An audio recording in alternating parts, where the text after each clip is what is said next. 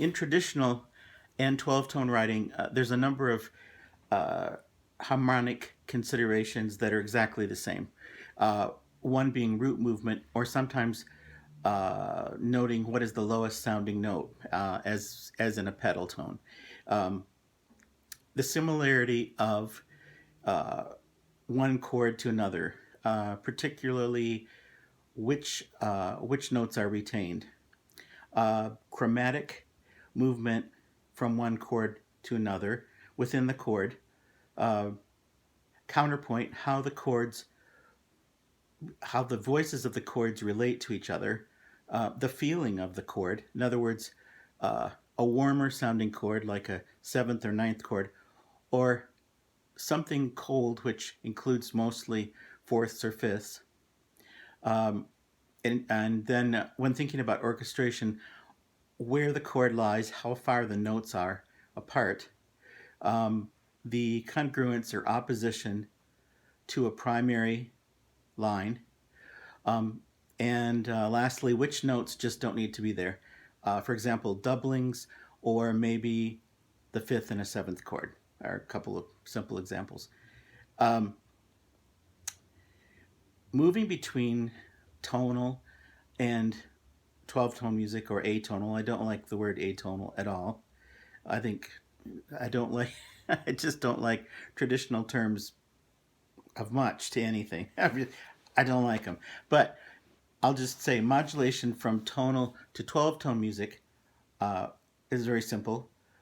Be aware what traditional harmonic devices one is used, and then cross reference the unused tonal devices like a borrowed chord with the notes that you have used. In other words, count up all the notes and see which pitches you have used and which pitches you haven't used, which harmonic devices you haven't used and which ones you could use, and then you can easily modulate to a 12 tone setting.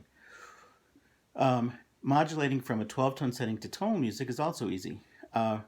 Root movement of any traditional harmony that lies within the larger cast of notes, uh, it carries a gravity with it. So pay attention to what you've written and look at the internal harmony if there's something that exists. Repeated pitches can create gravity. So repeated pitches can be introduced to push the music towards a tonal feeling. Um, and then, of course, you have to know where you want to go. Because if you don't know what key you're going to go to, none of that's going to work. 12 tone writing does not equate to following a strict chart. Schoenberg did not follow a strict chart. And he didn't like I don't like it, and like many people don't like the word atonal. Everything is tonal.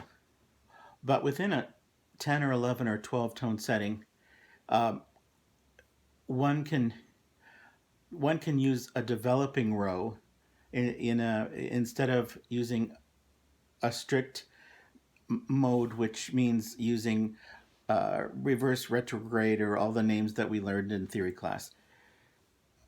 If you use a developing row, you can become very close to the same kind of harmonic construction that exists in traditional music, but it's a lot more fluid because you don't need to stick to using a whole set of 10 or 11 or 12 notes and then starting all over again. That's just not necessary.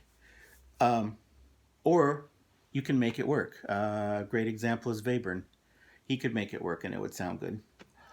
Um, so, anyway, I'll stop rattling on and then do another video in a minute. Bye.